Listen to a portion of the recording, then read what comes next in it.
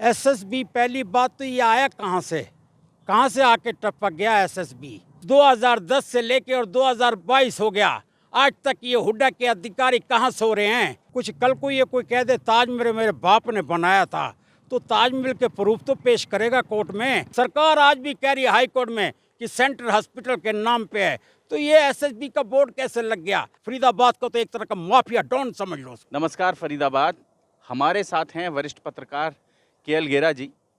RTI expert हैं, activist हैं और लगातार इस शहर के बड़े मुद्दों को लेकर हाई कोर्ट में, सुप्रीम कोर्ट में अपनी बात रखते रहे हैं, पीआईएल डालते रहे हैं। उन्हीं के साथ बात कर रहे हैं शहर के एक महत्वपूर्ण मुद्दे पर। जी गेरा जी, बड़ा मसला है ये सेंट्रल हॉस्पिटल है, एसएसबी क्या है ये?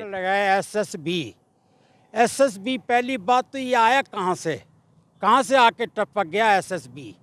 कोई ये नहीं है, कुछ कल को ये कोई कह दे ताजमहल मेरे बाप ने बनाया था, तो ताजमहल के प्रूफ तो पेश करेगा कोर्ट में कि भाई ये ताजमहल तेरे बाप ने बनाया था, तेरे दादा ने बनाया था, किसने बनाया था।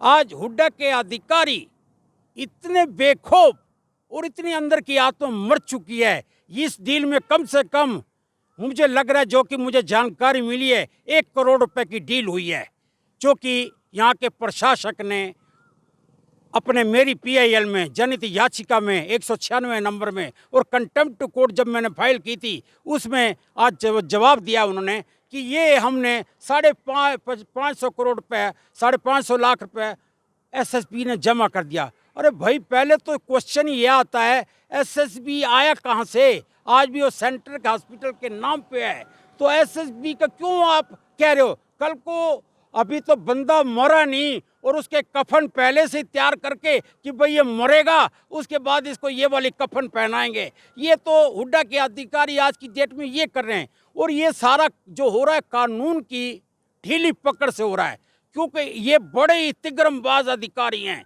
जो कि पुराने बैठे हुए हैं, और हुड्डा सरकार का रिमोट कंट्रोल इनके हाथों में है। हुड्डा सरकार को ये जानना चाहना चाहें, जब फेल ना करना चाहें तो ये 1 मिनट फेल कर देंगे, क्योंकि इनकी मोनोपोली चलती। ये गिरोह है, लूट का गिरोह है, जहां पैसे लेके और ये रिपोर्टें हाई कोर्ट में सबमिट कर देते हैं कि भाई ये एसएसबी ने 550 करोड़ रुपये जमा कर दिया। पहले तो क्वेश्चन ये आता है सौरभ जी कि ये सेंट्रल हॉस्पिटल के नाम पे आज ये हॉस्पिटल है जी, जो इन्होंने जवाब दिया हाई कोर्ट में, और उसमें 6 पार्टनर थे। 6 पार्टनर के आपस में केस चल रहे हैं कोर्टों में, और जिसमें पार्टी हुड्डा भी है, और हुड्डा को अच्छी तरह मालूम है कि वहाँ क्या चल रहा है और क्या होना चाहिए। फिर भी उसके बाद इतने बेखौफ और इतनी अंदर की आत्मा मर चुकी, उनका बस चले तो ये जीते जी इंसान का कफन भी बेच दें। जीते इंसान का कफन उतार के, हाँ भाई तेरा कफन उतार रहे हैं, इसे बेच रहे हैं 10 रुपये में, वो भी तैयार हो जाएंगे, लेकिन इनका बस नहीं चलता। आज हुड्डा के अधिकारियों ने जो हाई कोर्ट को गुमराह किया है, वो साफ हाथों से नहीं गए, और इसका रिजल्ट अवश्य कोई ना कोई इनके ऊपर शिकंजा बड़ा जबरदस्त है। जी, जब आप कौन सी तारीख को ये पीआईएल लेकर कोर्ट पहुंचे? मैंने पीआईएल 2022 में डाली थी जी। उसके बाद इनकी पालना नहीं हुई तो अजीत बाला जोशी को वारंट हो गया अवमानना का। उसके बाद ये बड़े सतर्क में आ गए कि अब क्या करें। अब ये बचाव के लिए दूसरे रास्ते से, पिछले रास्ते से ये फाइल चला रहे हैं जी। ट्रांसफ़र बता दिया कि जी हमने 5.5 करोड़ रुपया जमा करवा लिया है इनसे, एसएसबी वालों से, और ये अस्पताल को हम लोग ट्रांसफ़र की प्रक्रिया चल रही है, यही कह रहे हैं ये कागज़ में। देश की विडम्बना है जी कि ट्रांसफ़र की पॉलिसी चल रही है। 2010 से लेके और 2022 हो गया, आज तक ये हुड्डा के अधिकारी कहाँ सो रहे हैं। क्यों नहीं इनको रिज्यूम किया। बिल्डिंगें बन रही है, पुराना स्ट्रक्चर पे बिल्डिंग बन रही है, पुरानी इस पे डिज़ाइन पे बिल्डिंग बन रही है। अरे मर गया तो ये सिर्फ आंसू बहा लेंगे, अरे मर गया, कोई ना कोई मर गया जी। एक्चुअल हमारी खट्टर सरकार की ढीली पकड़ और ढीलापन के कारण ये अधिकारी बेखौफ हो चुके हैं। कुछ भी कर दें, किसी को भी घर से उठा दें, किसी को भी घर से उसका घर छीन ले, किसी को नाम बदल दें, ये कर सकते हैं। इनकी पावर है इनके हाथ में। आज मैं उस बात को फिर दोहराना चाहता हूँ कि सुप्रीम कोर्ट ने मेरी एक याचिका में ऑर्डर करा था, जो डीसीए क्लब नारसिंह स्टेडियम में, कि भाई कंडीशन का मतलब क्या होता है। अगर किसी के दिमाग से, किसी के शरीर के दिमाग से अगर तुम उसका दिल निकाल दो या दिमाग निकाल दो तो उसकी इंसान की वैल्यू होती है क्या होती है? कुछ भी नहीं। इसी तरह अगर तुम कंडीशनों के साथ छेड़छाड़ कर रहे हो तो ये बहुत गलत है और इसकी सज़ा तुम्हें भुगतनी पड़ेगी और इसी टाइम में भुगतनी पड़ेगी। वो दून दून नहीं जहाँ ये जेल की सलाखों में आपको नज़र आएंगे। बार बार वो कह रहे हैं कि मेरे पास तो फायर एनओसी भी है। ये जो अस्पताल बन रहा है, एसएसबी का बोर्ड लग रहा है जहाँ जिस सेंट्रल हॉस्पिटल पर आजकल एसएसबी का बोर्ड लगा हम देखते हैं, वो कह रहे हैं कि मेरे पास तो इसका फायर एनओसी भी है। भाई साहब, मैं फिर उस क्वेश्चन को एराइज कर रहा हूँ, आपके क्वेश्चन का आंसर दे रहा हूँ। उनके पास जब फायर हो, जब हवाई जहाज़ का फायर हो, उससे कोई मतलब नहीं। मतलब तो सिर्फ है कि एसएसबी आया कहाँ से, एसएसबी को लाने वाला कौन है जी? ना उसको किसी पार्टनर ने, ओरिजिनल पार्टनर ने सहमति दी है, ना सरकार ने। सरकार आज भी कह रही है हाई कोर्ट में कि सेंट्रल हॉस्पिटल के नाम पे है, तो ये एसएसबी का बोर्ड कैसे लग गया? डॉक्टर बंसल का बोर्ड कैसे लग गया? ठीक है, डॉक्टर बंसल एक प्रभावशाली आदमी है जी, और प्रभावशाली डॉक्टर की मैं इज्जत भी करता हूँ कि कम से कम किसी की लाइफ को बचाते हैं, बट ये नहीं कि अवैध कामों में भी वो लिप्त हैं, पूरी तरह से लिप्त है, कुछ भी कर सकते हैं। उनके पास इतनी पावर है, राजनेता भी उनके दरवाजे, जब सीएम उसके दरवाजे पे चौखट पे नजर आता है तो इससे बड़ी बात और किया, ये वो कुछ भी कर सकते हैं जी, वो कुछ भी देश को हिला सकते हैं। फरीदाबाद को तो एक तरह का माफिया डॉन समझ लो।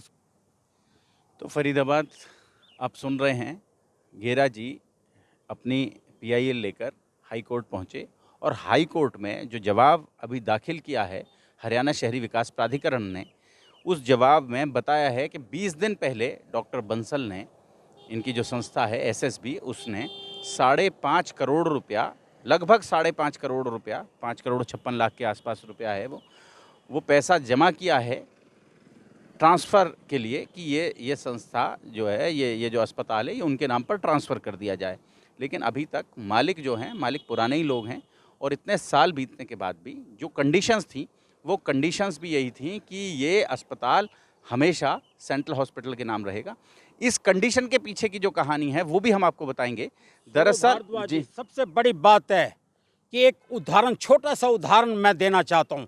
उदाहरण ये है कि आपका मकान अपना है जी, उस मकान में जब तक मेरे को आप इजाज़त नहीं दोगे मैं अंदर नहीं आ सकता, किसी पर्सन पे नहीं आ सकता, चाहे मैं बदमाश ले आऊँ, चाहे कुछ भी ले आऊँ, कुछ भी नहीं कर सकता। लेकिन इन्होंने तो एक कानून का चीरहरण कर दिया, कानून को भी बोना बना दिया इन लोगों ने। इन अधिकारियों की मिली भगत से आज कानून बोना बना हुआ है, जबकि इनके आपस में सब पार्टनरों के एक अदालत में बड़े ज़बरदस्त केस चल रहे हैं एक दूसरे के। उसके बाद हुड्डा को मालूम है, लेकिन हुड्डा इस टाइम अपनी आंखों को बंद करके बापू का 3 बंदर बना हुआ है, बापू का बंदर बना हुआ है। और वही हम बताने की कोशिश कर रहे हैं कि ये जो कंडीशंस लगाई गई थी, इन कंडीशंस में ये अस्पताल की ज़मीन मानकर, इस रिसर्च सेंटर है, ये कागज़ों में ये रिसर्च सेंटर है और 75% जो भूमि है उसका उपयोग, इस संस्थान की 75% जो भूमि है, इस प्लॉट की 75% भूमि का उपयोग रिसर्च के लिए किया जाना है।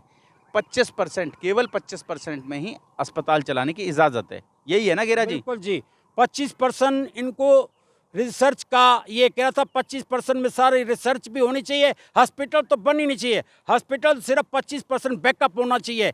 क्योंकि आज टोटल ये लिख रहे हैं कि हमारी फुल हॉस्पिटल है जी। हॉस्पिटल का मतलब क्या हुआ जी? ना हॉस्पिटल चला सकते, ना हॉस्पिटल होनी चाहिए। रिसर्च है कहाँ इनके पास? कोई ऐसी कागज़ भी इन्होंने कोर्ट में सबमिट नहीं करे, ना अपने जवाब में दिए। सिर्फ ये 60 गांड से जो जवाब दिया है हुड्डा ने अपने बचाव के लिए है। लेकिन नेक्स्ट डेट में इनकी पोल खोलूंगा, चाहे मुझे सुप्रीम कोर्ट तक भी पहुंचना पड़े, ये ज़मीन वापस होगी और वापस होगी। और फरीदाबाद जब हमने इस मामले को लगातार उठाना शुरू किया है तो बंसल साहब ने एक 5 करोड़ रुपए का अवमानना का नोटिस भेज दिया है कि उनकी हमने इज्जत ख़राब की है, उनके हमने आप समझे हैं कि वो क्या कहते हैं उसको, डिफेमेशन आपकी डाल दी, आपको केस भेज दिया, नोटिस भेज दिया। तो भैया कागज़ हमारे पास सब हैं, जवाब देंगे और ठोक कर जवाब देंगे, ये बता रहे हैं। वॉइस ऑफ फरीदाबाद पर कोई खबर हम चलाते हैं, गलत नहीं चलाते, साक्ष्यों के साथ चलाते हैं, सबूतों के साथ चलाते हैं। जोड़ेंगे फरीदाबाद आपको शहर की ऐसी ही और महत्वपूर्ण खबरों के साथ। बहुत बहुत धन्यवाद।